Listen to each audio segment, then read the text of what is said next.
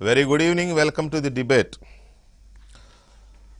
Corona దాదాపు 3 నెలలుగా ఇదే మనం జపం చేస్తున్నాం. అదేమైనా తగ్గుతుందా అంటే అది తగ్గే సూచనలు ఏమీ కనిపించడం లేదు ఇప్పట్లో. పోనీ దాన్ని అరికట్టడానికి ఏమైనా వ్యాక్సిన్ లాంటిది వస్తుందా అంటే ప్రయోగాలు జరుగుతూ ఉన్నాయి. అది ఎప్పుడైనా రావచ్చు అంటారు. 3 నెలలు అంటారు, 6 నెలలు అంటారు, 2 సంవత్సరాలు అలేవాళ్ళు కూడా ఉన్నారు. ఇలాంటి సందర్భంలో ప్రభుత్వాలు ఎలాంటి చర్యలు తీసుకుంటున్నాయి? కరోనాను అరికట్టడానికి ముందుగా లాక్డౌన్ అన్నారు, ఒకరోజు జనతా కర్ఫ్యూ అన్నారు, తర్వాత లాక్డౌన్ అన్నారు. అది 1, 2, 3, 4, 5 సాగుతూనే ఉంది. ఒకవైపు లాక్డౌన్ అంటూనే మళ్ళీ అన్లాక్ మొదలెట్టారు. అన్లాక్ 1, అన్లాక్ 2, అన్లాక్ 3 నడుస్తుంది. ఇది ఒక విచిత్రమైన పరిస్థితి. ఒకవైపు లాక్డౌన్ 3 స్టార్ట్ అయినప్పుడు అన్లాక్ 1 స్టార్ట్ అయింది, లాక్డౌన్ 4 స్టార్ట్ అయినప్పుడు అన్లాక్ 2 స్టార్ట్ అయింది, లాక్డౌన్ 5 స్టార్ట్ అయ్యేసరికి అన్లాక్ 3 వచ్చింది. అంటే ఇది ఎలాగూ ఏంటి, ప్రభుత్వాలు మెల్లమెల్లగా ఇంకా తప్పే పరిస్థితి లేదు కాబట్టి ప్రజల్ని అలవాటు చేయాలనుకుంటున్నాయా అనేది ఒక పాయింట్. ఒకవేళ అది అనుకుంటే దేనికి అలవాటు చేయాలనుకుంటున్నారు? రోజువారీ జీవితాలకి జాగ్రత్తగా ఉంటూనే రోజువారీ జీవితాలు గడపండి అని చెప్పడానికి సిద్ధపడుతున్నారా, లేక కరోనాకు అలవాటు చేయడానికి సిద్ధపడుతున్నారా? ఎక్కడో వచ్చింది హెర్డ్ ఇమ్యూనిటీ అని. అంటే మూకుమ్మడిగా ఒక ఇమ్యూనిటీ అనేది సాధించుకోగలిగితే, రోగ నిరోధక శక్తి అనేది సాధించుకోగలిగితే, అంటే ఇక ఆ వైరస్కి అలవాటు పడిపోతే అదే రోగ నిరోధక శక్తిగా మారిపోతుంది అనే ఒక కొత్త ఆస్పెక్ట్ ఏదో తీసుకొచ్చారు. కొత్తది కాకపోవచ్చు, బట్ అది దీనికి వర్తింప చేయాలని అనే దీంట్లోకి వచ్చారు. ఇక్కడ విషయం ఏంటంటే ప్రమాద ఘంటికలు మోగుతున్నాయి. ఇవాళ భారతదేశం, ఎక్కడో ఉన్న భారతదేశం, కరోనా ఎక్కువగా ఉన్న దేశాలతో పోలిస్తే ఎక్కడో కింద ఉన్న భారతదేశం ఈ రోజుకి ఇప్పుడు మనం మాట్లాడుకునే టైంకి 7వ స్థానంలో ఉందంటున్నారు, కానీ 6వ స్థానానికి దగ్గరలో ఉంది.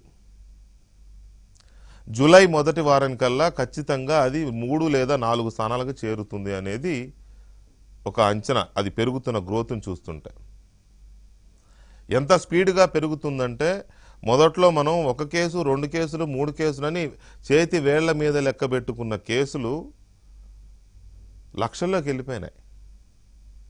ఇప్పుడు 2 లక్షలకి దగ్గరలో ఉన్నట్టున్నాం. మరణాలు కూడా చాలా విపరీతంగా పెరుగుతున్న పరిస్థితి. రికవరీ రేటు బాగుంది అని చెప్తున్నారు, కానీ at the same time active కేసులు కూడా అదే రేంజ్లో ఉన్నాయి. కరోనాతో సఫర్ అవుతున్న వాళ్ళ కేసులు. అసలు ఇదంతా ఒక ఎత్తు అయితే మనం చేస్తున్న టెస్టులు సరిపడిన టెస్టులు చేస్తున్నామా? ఇంతవరకు 4 నెలలుగా 3.5-4 మాసాలుగా భారతదేశం కరోనాతో విలవిలలాడుతుంటే, ఇంతవరకు మూకుమ్మడిగా అడిగిన వాడికి అడగని వాడికి కూడా, అనుమానం ఉన్నవాడికి అనుమానం లేనివాడికి కూడా, వైరస్ లక్షణాలు ఉన్నవాడికి వైరస్ లక్షణాలు లేనివాడికి కూడా టెస్టులు చేసే స్థాయికి మనం ఎదిగామా అంటే కనీసం 50%, నాట్ 50%, 20% కూడా ఎదగని అధమ స్థాయిలో ఉన్నాం మనం. ఈ సిచ్యువేషన్లో జనాన్ని రోడ్ల మీదకి వదిలేసాం. జనాన్ని రోడ్ల మీదకి వదిలేయడమేనా? రైళ్ళు వదిలేసాం, బస్సులు వదిలేసాం, విమానాలు వదిలేసాం.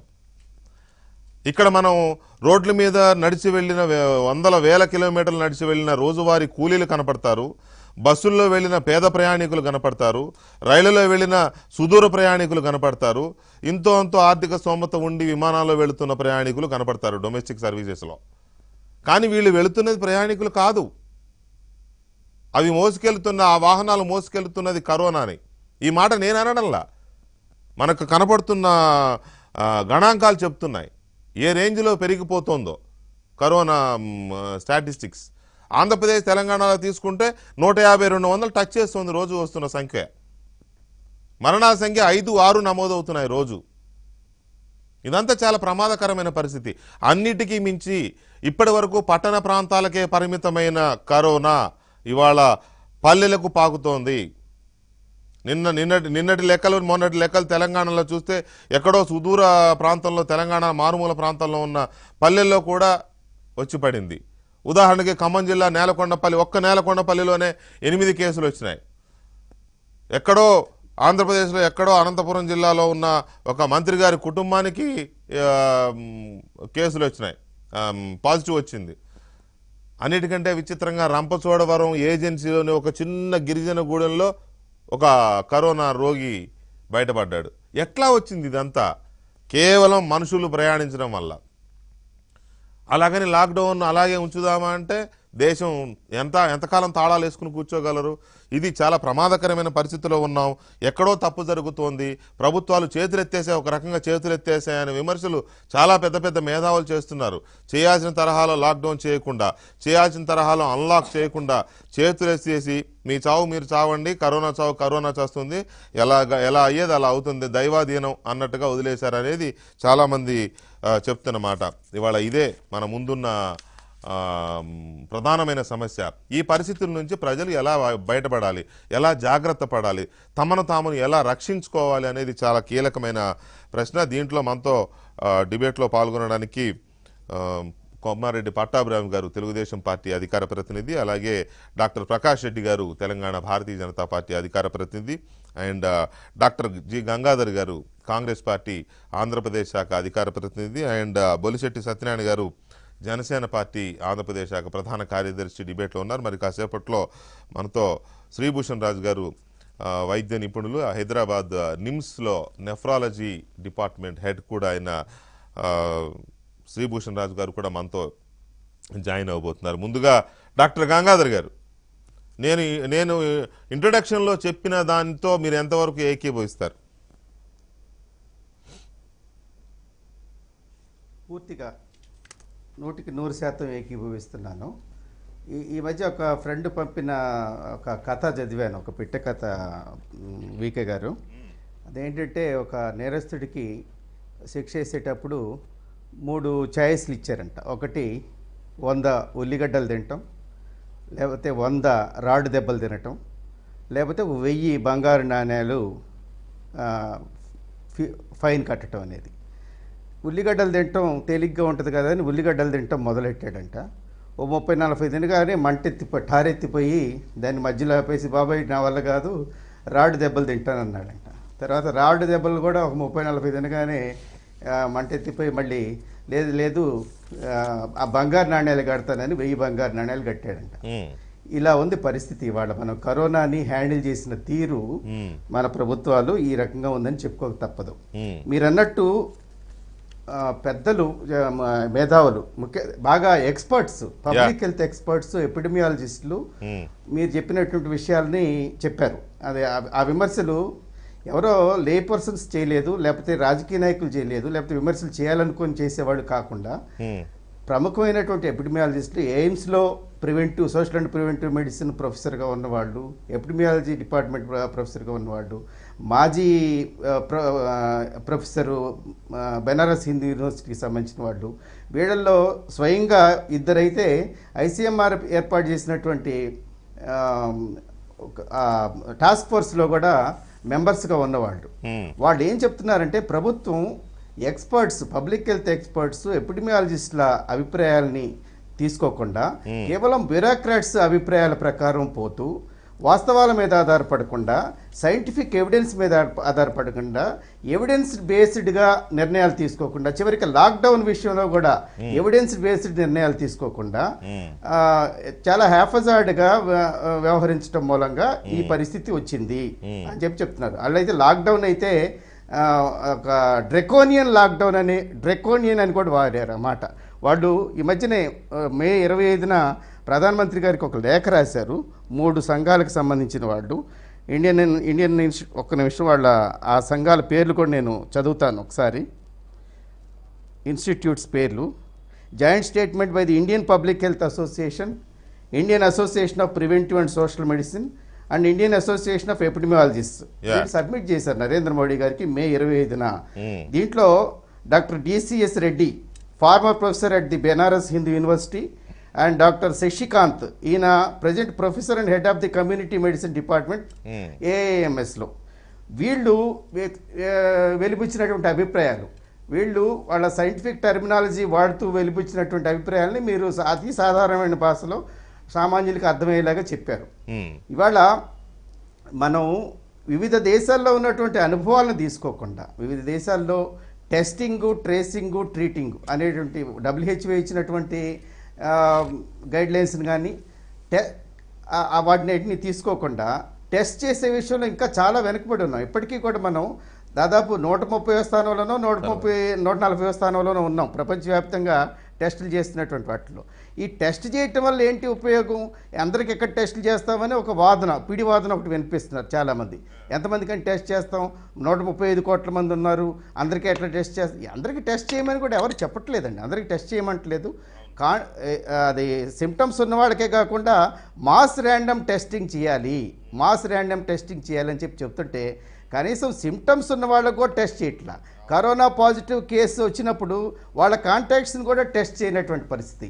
ఇవాళ మీరు దాదాపు 2 లక్షలకి చేరువవుతున్నాం అని చెప్పి అంటున్నారు, కానీ ఈ 2 లక్షల కంటే ఎక్కువే ఉంటుంది అనేది చాలా మంది అభిప్రాయం. చాలా అందులో సందేహమే లేదు డాక్టర్ గంగాధర్ గారు, అందులో సందేహమే లేదు. 2 లక్షలు అనేది నాకు తెలిసి ఒరిజినల్ కేసుల్లో నాట్ ఈవెన్ 30% ఐ థింక్. ఎందుకంటే మనం టెస్టులు చేయట్లా, టెస్టులే చేయనప్పుడు పెట్టుకోవచ్చు. కాదు ఇంకో ఎందుకంటే నేచర్ మ్యాగజైన్ వాళ్ళు, వికే గారు, నేచర్ మ్యాగజైన్ వాళ్ళు ఆ మధ్య ఒక స్టడీ చేశారండి ఇండియాలో. నేచర్ చాలా రెప్యూటెడ్ మ్యాగజైన్ అది మన ఆ స్టడీ నేచర్ మ్యాగజైన్లో మెడికల్ సెక్షన్లో పబ్లిష్ కూడా అయింది. వాళ్ళు 56,000 కేసులు మనం ప్రకటించినప్పుడు చేశారు ఆ స్టడీ. 56,000 కేసులు ఉన్నప్పుడు చేసి వాళ్ళు చెప్పింది ఏంటంటే ఇండియాలో ఇంకా 50 రెట్లు ఉంటాయని చెప్పారు.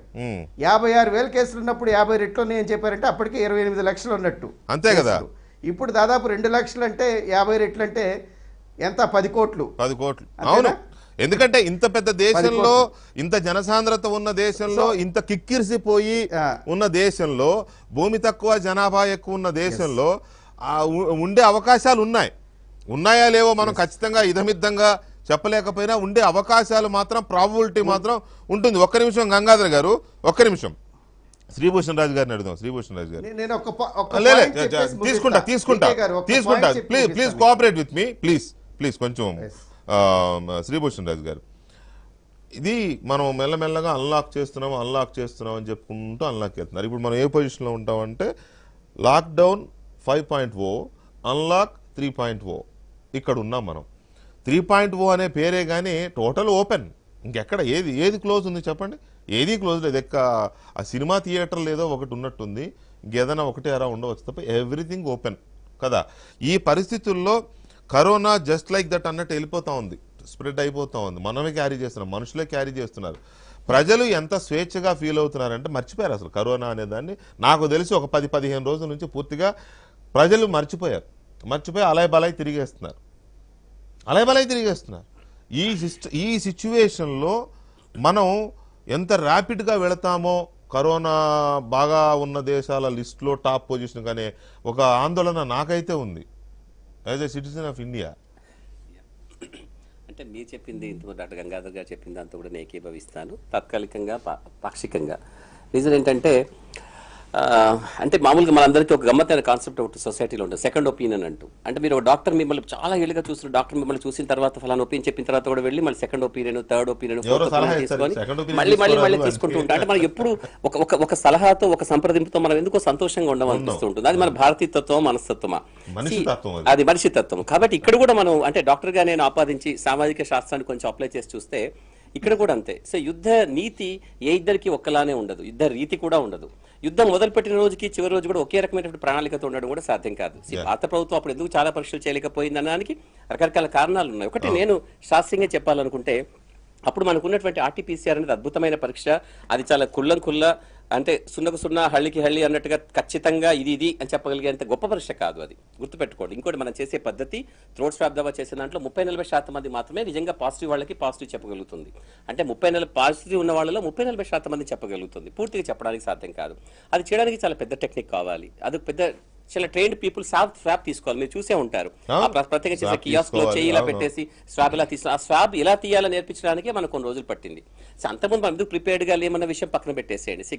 గతించిన కాలంతో మనం ఉండకపోవడం అంటే మన వర్తమానాన్ని వదిలేసుకోవడం, భవిష్యత్తు గురించి పూర్తిగా మర్చిపోవడమే. కాబట్టి మనం ఏం జరిగిపోయిందన్న విషయం పక్కన పెట్టేస్తే భారత ప్రభుత్వం చేసింది అది తప్పడానికి ఉండదు ఎలాగా. ప్లస్ ఐసీఎంఆర్ని సమాయత్తపరిచింది, అన్ని రాష్ట్రాలను సమాయత్తపరిచింది, పరీక్షలు చేసే పద్ధతిని భారతదేశంలో ఇంట్రడ్యూస్ చేసింది, ప్రజల్ని రకరకాల రూపాల్లో even cell phone ring tone రూపంలో సైతం సమాయత్తపరిచింది. అన్ని రకాలుగా చెప్పిన తర్వాత ప్రజలకి దాదాపు కరోనా అంటే ఏంటి, జాగ్రత్తలు ఏంటో తెలిసిన తర్వాత లాక్డౌన్ పెట్టడం కూడా ఒకటి. వాళ్ళు ఎవరో విదేశాల్లో కూర్చున్న వాళ్ళు మన దేశంలో 50 లక్షలకి 70 లక్షలకి కోటి మందికి ఇన్ఫెక్షన్స్ వస్తాయి అని చెప్పడం అన్నది అది స్టాటిస్టికల్ అనాలిసిస్ అవన్నీ కూడా వాళ్ళ గురించి వదిలేద్దాం మనం. మన దేశంలో అంటే నా ఆందోళన ఏంటి అంటే మన దేశంలో ఫస్ట్ 10, 15, 20 ఇట్లా మొదలైనాయి. ఆబ్వియస్లీ ఎప్పుడైనా అలాగే మొదలవుతాయి, దాని అదేం పెద్ద ఇది కాదు. ఆ తర్వాత మెల్లమెల్లగా 100, 150, 100, 150. ఇవాళ ఏంటి స్కోరు? డైలీ 10,000. నిన్న 8,009 అనేది ఎంత ఉంది. ఇవాళ already morning love Agarwal evening ఇచ్చిన బులెటిన్లో గడిచిన 24 గంటల్లో 8,900 అన్నారు. గడిచిన 20 అంటే ఇవాళ ఉదయం నుంచి ఈ పాటికి 10,000 అయిపోయి ఉంటుంది కదా. సో 10,000 స్కోర్లో ఉన్నాం మనం. అది ఏ రకంగా? టెస్టులు చేసిన వాటి ద్వారా. మనం ఎన్ని టెస్టులు చేస్తున్నాం? ఇది కొంచెం అనుమానాస్పదమైన విషయం. ఈ చాలా టెస్టులు చేయడం అనేది మొదట్లో చేసి ఉండాల్సింది. అప్పుడు మనకి అది కరెక్ట్గా తెలియలేదు. ఇప్పుడు మనం ఆ స్ట్రాటజీ ఇప్పుడు కావాలని కోరుకోవడంలో అర్థం లేదు. ఇప్పుడు ఆ స్ట్రాటజీ కావాలని కోరుకోవట్లేదు. అది ఇది ఇలా ఉండడం కరెక్ట్ కూడా. ఇప్పుడు మనకి అంటే మనకి 10,000 మంది పాజిటివ్ అయ్యారని దాన్ని మీరు చెడ్డగా చూస్తున్నారు, కానీ నేను 10,000 మంది పాజిటివ్ గా గుర్తుపట్టారన్నది నా దృష్టిలో ఒక మంచి అంశము. అంటే అందులో దాదాపుగా 88% మంది సిమ్టమ్స్ లేనటువంటి వాళ్ళు ఉంటారు. వాళ్ళ జబ్బు చాలా వరకు నయమవుతుంది. 1 లేదా 2 100లో 1 లేదా 2 అంటే 10,000 మందిలో కనీసం ఒక 20 నుంచి 30 మంది చనిపోయే అవకాశం ఉంటుంది. చాలా జాగ్రత్తగా వాళ్ళందరం చూసుకుంటే దాన్ని మనం 3 లేదా 5 నెంబర్కి తీసుకురాగలుగుతాం. సో ప్రభుత్వం ఇప్పుడు చేయాల్సింది ఏంటంటే ఆసుపత్రుల్లో ఇంటెన్సివ్ కేర్లని ఎవరైతే ప్రజలను తీసుకెళ్లి సిక్కున్న వాళ్ళని తీసుకెళ్లి చెప్తున్నామో అక్కడ వాళ్ళు చాలా నిష్ణాతులైన డాక్టర్లని కొత్త శాస్త్రీయ పద్ధతిలో, నేను అవన్నీ అంటే టీవీ పరంగా అవన్నీ చెప్పడానికి ఉద్దేశం అవసరం లేదు, కానీ రకరకాల మాధ్యమాలు ఉంటాయి, రకరకాల మార్గాలు ఉంటాయి. వాటన్నిటి ఉపయోగించి మరణాల శాతం తగ్గించడం అన్నది, వీలైతే ఇంకా ఈ పరీక్షలు ఇలాగే చేసుకుంటూ పోవడం అన్నది. నిజానికి ఈ పరీక్ష కూడా కాదు, యాంటీబాడీ టెస్టింగ్ చేసేసి ఇప్పుడు ఐసీఎంఆర్ స్టార్ట్ చేసింది కూడా. కొన్ని గ్రామాలు, కొన్ని పట్టణాలు, నగరాలు తీసుకొని వాళ్ళలో యాంటీబాడీ టేసి ఎంతమందిలో యాంటీబాడీస్ ఆల్రెడీ డెవలప్ అయ్యాయి. మీరు అన్నారు బాగా తిరుగుతున్నారు అంటే డాక్టర్ గారు ఇక్కడ ప్రాబ్లం ఏంటంటే తప్పు మీద తప్పు జరుగుతుంది. తప్పు మీద తప్పు ఎలాగంటే నేను మెడికల్ దీని గురించి మాట్లాడడంలా. ఎందుకంటే కరోనా ఒకటి వస్తుంది, దానికి వ్యాక్సిన్ లేదు అని ఏ వైద్య శాస్త్రం ఊహించకపోయి ఉండవచ్చు. దానికి ఎవరు తప్పట్టేది ఏం లేదు, ఎందుకంటే it's like disaster. We have to accept it. కానీ ఇక్కడ తప్పు మీద తప్పు ఎలా జరుగుతుందంటే ప్రధానమంత్రి గారు జనతా కర్ఫ్యూ అని చెప్పి ఒక రోజు పెట్టారు, ఉదయం నుంచి రాత్రి వరకు. వెంటనే లాక్డౌన్లోకి వెళ్ళిపోయారు. ఆ రోజున తర్వాత అందరూ చెప్పింది ఏంటంటే ఈ 18 కోట్ల మంది వలస కార్మికులు ఉన్న దేశంలో వాళ్ళ గురించి ఒక 2-3 రోజులు ఎటోళ్ళ పంపించేసి అప్పుడు ఇస్తే బాగుండేదని తర్వాత అనుకున్నారు. అదేమన్నా ఇది చేశారా అంటే ఇప్పుడు మళ్ళీ ఓపెన్ చేశారు, అన్లాక్లోకి వెళ్ళిపోయారు. ఈ అన్లాక్లోకి వెళ్ళిపోతూ అవసరమైన జాగ్రత్తలు, మనకు సరిపడిన టెస్టులు తీసుకుంటున్నామా, పట్టణాల్లో ఉన్న ఈ కూలీలు కానీ, పట్టణాల్లోనే ఎక్కువగా ఉన్న పేషెంట్లు కానీ, రూరల్ ఇండియాకి వెళ్ళిపోతే, రూరల్ తెలంగాణకి వెళ్ళిపోతే, రూరల్ ఆంధ్రప్రదేశ్కి వెళ్ళిపోతే, ఇప్పటి వరకు పట్టణాలకే కాంపాక్ట్గా ఉన్న కేసెస్ ఒక్కసారిగా విస్తృతమైతే ఎలా కంట్రోల్ చేయగలమనే ఆలోచన చేయలేకపోయారనేది ఇది ఒక పెద్ద సమస్య. ఇప్పుడు పటాబి గారు, what you say about this? ఖచ్చితంగా అండి, మీరు చెప్పినట్టు ఇవాళ సరే మనం లాక్డౌన్ ప్రారంభించిన రోజున 24th మార్చ్ మిడ్ నైట్ నుంచి మనం లాక్డౌన్ ప్రారంభించిన రోజున మన భారతదేశంలో ఉన్నటువంటి కేసులు 618. అంటే 2 నెలల కాలంలో 618 కాస్త 2 లక్షలైంది. కరెక్ట్గా నెల రోజుల క్రితం, ఇవాళ జూన్ 2, మే 2వ తేదీన మన భారతదేశంలో ఉన్నటువంటి కేసులు 39,000. అంటే ఈ నెల రోజుల్లో 5 రెట్లు పెరిగాయి. 39,000 కాస్త 2 లక్షలైంది. అదేవిధంగా గంగాధర్ గారు, నేను హైదరాబాద్లో ఉన్నా. అదేవిధంగా మరణాలు కనుక చూసినట్లయితే 1,300 మరణించారు మే 2వ తేదీ. ఇవాళ అది కూడా 4 రెట్లు పెరిగి ఇవాళ దాదాపు 6,000 మందికి వచ్చేసాం. కాబట్టి ఈ నెల రోజుల కాలంలోనే మనం చూసినట్లయితే చాలా వేగంగా కరోనా అనేది మన దేశంలో విస్తరిస్తూ ఉంది. మరణాలు కూడా అదే సంఖ్యలో పెరుగుతున్నాయి. కానీ దానికి ఈక్వెవలెంట్ గా ఇందాక డాక్టర్ గంగాధర్ గారు చెప్పినట్టు టెస్టింగ్ అనేది అంత పెద్ద సంఖ్యలో ఇంకా కూడా జరగట్లేదు. కేసులు పెరుగుతున్నట్టు వేగానికి రేషియోలో టెస్టింగ్స్ పెరగట్లా. ఇవాళకి టెస్టింగ్స్ మన ఇండియాలో ఇప్పటి వరకు చేసింది 39,60,000 టెస్టులు. ఏది 130 కోట్ల జనాభా ఉన్నటువంటి దేశంలో 39,60,000 టెస్టులు మాత్రమే చేశారు. అంటే 2876 టెస్ట్ పర్ మిలియన్, 2876 టెస్టులు. మామూలుగా వరల్డ్ WHO స్టాండర్డ్స్ తో కానివ్వండి, ప్రపంచవ్యాప్తంగా ఉన్నటువంటి స్టాండర్డ్స్ ప్రకారం మినిమం 10,000 టెస్ట్ పర్ మిలియన్ చేయాలండి. అంటే మనం only 1/4 of the prescribed minimum standard test మనం చేసాం. 10,000 టెస్ట్ పర్ మిలియన్ చేయాలంటే 1,30,00,000 టెస్టులు చేస్తే గానీ మనం మినిమం స్టాండర్డ్ రీచ్ అవ్వలేం. ఆ 10,000 టెస్ట్ పర్ మిలియన్ మనం కేవలం 39 లక్షల్లో ఉన్నాం. అదే విధంగా ల్యాబొరేటరీల సంఖ్య చూస్తే ఇవాళకి కూడా దేశవ్యాప్తంగా RT-PCR టెస్ట్ చేసేటటువంటి ల్యాబొరేటరీలు కేవలం 488 ల్యాబొరేటరీలు ఉన్నాయి. ఓన్లీ 488 అవుట్ ఆఫ్ 29 రాష్ట్రాలకి. మరి ఇట్లా చూసుకుంటూ పోతే ఇంకా కూడా మనం టెస్టింగ్ లో చాలా వెనకబడి ఉన్నాం. అదే విధంగా ఇందాక డాక్టర్ గారు చెప్పినట్టు ప్యారలల్ గా RT-PCR టెస్ట్ ప్యారలల్ గా యాంటీబాడీ టెస్టులు కూడా మనం పెద్ద ఎత్తున చేయాలి. ఎందుకంటే ఇవాళ గ్రామాల్లో కూడా విస్తరిస్తున్నటువంటి సందర్భంలో ఇమ్యూనిటీ లెవెల్స్ ఏ రకంగా ఉన్నాయి, ఇవాళ రూరల్ ఇండియాలో కూడా స్ప్రెడ్ అయిపోయింది. ఇందాక మీరు చెప్తా ఉన్నారు, రంపచోడవరం లాంటి ఒక గిరిజన ప్రాంతంలో కూడా మనం ఈ కరోనా వ్యాప్తి చెందినటువంటి సందర్భంలో ఇమ్యూనిటీ లెవెల్స్ ఏ రకంగా ఉన్నాయి, ఇమ్యూనిటీ లెవెల్స్ పెంచుకోవడానికి ప్రజలు ఎటువంటి జాగ్రత్తలు తీసుకోవాలి, ఎటువంటి ఆహారాన్ని తీసుకోవాలి, లేదంటే వాళ్ళకి కావాల్సినటువంటి వైటమిన్ సప్లిమెంట్స్ ఏంటి, ఇవాళ వాటి మీద కూడా దృష్టి పెట్టాలి మనం. కాబట్టి ఆ రకంగా రూరల్ ఇండియాలో డాక్టర్ గారు చెప్పినట్టు యాంటీబాడీ టెస్ట్ చేయాలి, ఇమ్యూనిటీ లెవెల్స్ చెక్ చేయాలి. కాబట్టి ఇవన్నీ కూడా చేసుకుంటూ వెళ్ళాలి. వీటి మీద కూడా ప్రభుత్వం దృష్టి పెట్టాల్సిన అవసరం ఉంది. మళ్ళీ వస్తానే ఒక్క నిమిషం. ప్రకాష్ రెడ్డి గారు, అంటే నేను ఈ ప్రశ్న అడుగుతున్నాను కదా అని చెప్పి మీరు అడ్వాంటేజ్ తీసుకోకండి. ఎగ్జాంపుల్ కోసమే తెలంగాణ ఎగ్జాంపుల్ చెప్తున్నా. తెలంగాణలో ఎందుకు ఇది చెప్పాల్సి వస్తుందంటే పట్టాభి గారు లేవనెత్తిన పాయింట్లో ఒకటి వ్యాలిడ్ పాయింట్. కేసులు ఏ రేషియోలో పెరుగుతూ పోతున్నాయో కనీసం ఆ రేషియోలో కనీసం, ఎందుకంటే ఇప్పుడు 130 కోట్ల మంది ప్రజలకి టెస్టులు చేయమనడంలా, కానీ ర్యాపిడ్గా టెస్టులు చేసుకుంటూ వెళ్లాల్సిన అవసరం ఉంది. కనీసం కేసులు పెరుగుతున్న రేషియోలోనైనా జరుగుతున్నాయా అనడానికి చెప్తున్నా నేను. ఇప్పటి వరకు నమోదైన కేసుల్లో ఒక్క మే నెలలోనే 60% కేసులు వచ్చాయి. ఒక్క మే నెలలోనే తెలంగాణలో. అంటే మిగతా రాష్ట్రాల్లో, మహారాష్ట్రలో ఇంకెక్కువ ఉండొచ్చు, గుజరాత్లో ఇంకెక్కువ ఉండొచ్చు, తమిళనాడులో ఇంకా ఎక్కువ ఉండొచ్చు, ఢిల్లీలో ఉండొచ్చు. కాకపోతే నా దగ్గర తెలంగాణ డేటా ఉంది కాబట్టి ఎగ్జాంపుల్ చెప్తున్నా నేను. అంటే ఈ రకంగా టెస్టులు చేయడంలో కూడా మనం ముందుకు వెళ్ళలేకపోవడం అనేది సమూహం అదొక దాన్ని ఏమంటారు, ఒక లోపంగానే పరిణమించాల్సి వస్తుంది. కరోనా విషయంలో రాజకీయాలు తక్కువ మాట్లాడుకుందాం సార్, చాలా తక్కువ మాట్లాడుకుందాం. అందుకే నేను బీజేపీ అనలేదు, మోదీ గారు అనలేదు, ప్రభుత్వము, అడ్మినిస్ట్రేషన్. అందుకు చెప్పాను సార్, కరోనా విషయం రాజకీయాలు. మీరు అన్నట్టుగా సార్ చెప్పినట్టుగా రెండు ప్రధానమైన అంశం ఏంటంటే సార్, మనకు కరోనా ఫస్ట్ కేసు తెలంగాణలో ఐడెంటిఫై అయిన రోజున మన దగ్గర టెస్టింగ్ ల్యాబ్ లేదు సార్ హైదరాబాద్లో. మనం పూనా పంపించి తెప్పించుకున్నాం సార్ ఆ రోజు కూడా, first day of the testing చేసిన రోజు. ఆ తర్వాత ఒక 10 రోజులకు రాష్ట్ర ముఖ్యమంత్రి గారి యొక్క రిక్వెస్ట్ మేరకు CCMBలో దానికి మనం కొంత ఏర్పాటు చేసుకోగలిగాం. CCMBలో ఏర్పాటు చేసుకున్నప్పుడు కూడా మీరు సార్ చెప్పిన టెస్టింగ్ చేయడం కోసం కూడా సైంటిఫిక్ మెథడాలజీ అవసరం. అప్పటికి మన సైంటిఫిక్ ఆ మెథడాలజీ కూడా లేదు.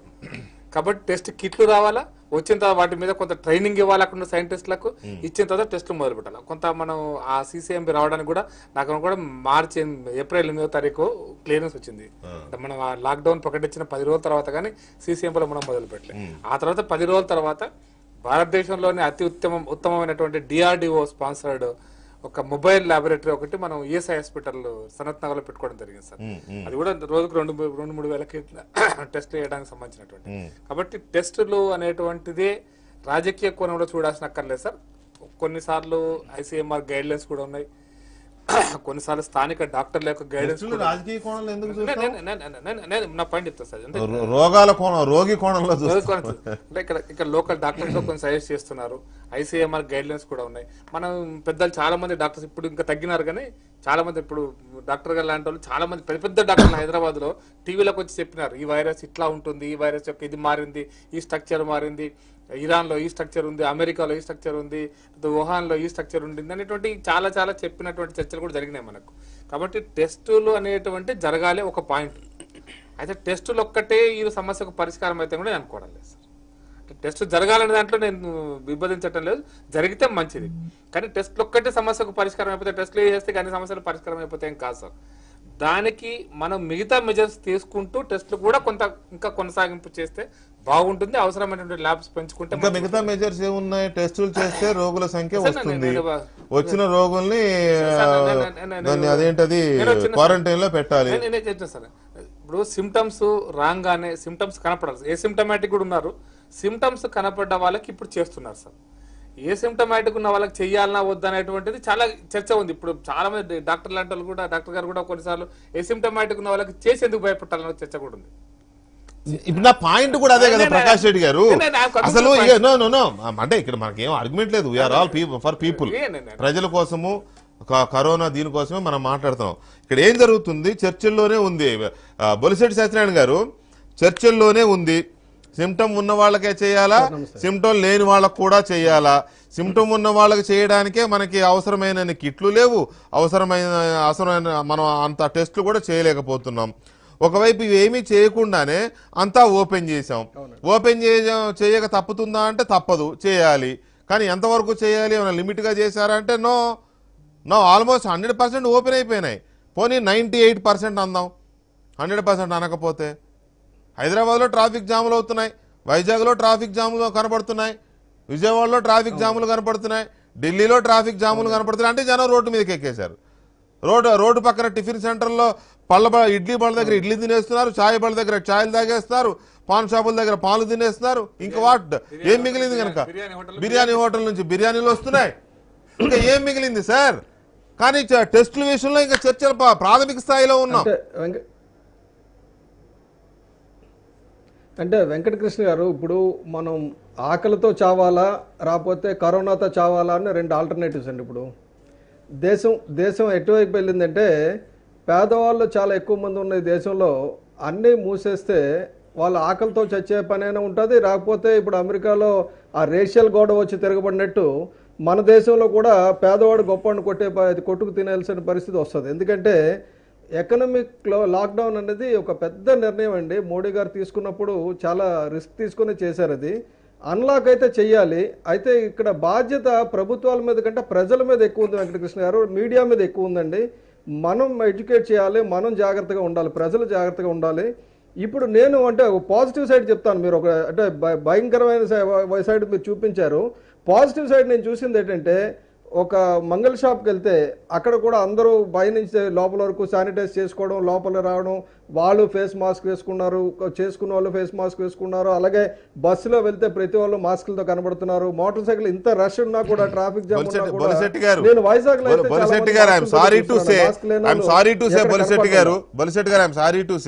మీలాంటి వాళ్ళు వెళ్లే మంగళ షాపుల గురించి చెప్పకండి సార్. పేదవాడు వెళ్లే ఒక రోడ్ సైడ్ గడ్డం గీసే షాప్ గురించి మనం మాట్లాడుకోవాలి. అది ప్రమాదకరమైనది, అక్కడ స్ప్రెడ్ అవుతుంది. మీలాంటి వాళ్ళు కాస్త ధనిక వర్గాలు వెళ్లే షాపుల్లో అన్ని ఉంటాయి. కాదండి, మీలాంటి వాళ్ళు నాలాంటి వాళ్ళు కాదండి. ఇప్పుడు ఏమైందంటే సార్, ప్రతి దగ్గర ఈ వాలంటీర్స్ పోయి మన రకరకాల సంస్థల నుంచి వెళ్ళి, ఎన్జిఓస్ నుంచి వెళ్ళి శానిటైజర్స్ ప్రతి ఒక్కరి చేతిలో పెడుతున్నారండి. ప్రతి ఒక్కరి దగ్గర మాస్కులు ఉంటున్నాయండి. ఎంత పేదవాళ్ళు, కూరగాయలు అమ్ముకోవడానికి వచ్చిన వాళ్ళు, రాకపోతే ఈవెన్ వీధి తుడిచిన వాళ్ళు కూడా మాస్కులు కనబడుతున్నాయండి. I want to draw your attention please. ఈ డిబేట్ కు వస్తూ ఇదిగో పట్టాభి గారు శానిటైజర్ తెచ్చుకున్నారు. ఈ డిబేట్ కు వస్తూ ఎంతమంది ఇలా క్యారీ చేయగలరు? లేదు సార్, అంటే నేను మీకు తెలియదని కాదు, కానీ నేను అబ్జర్వ్ చేసిన తర్వాతే ఈ డిబేట్ ని వాళ్ళు సీరియస్ గా తీసుకునేది. ఎందుకంటే ప్రజలు స్వేచ్ఛా జీవితాన్ని అనుభవిస్తున్నారు.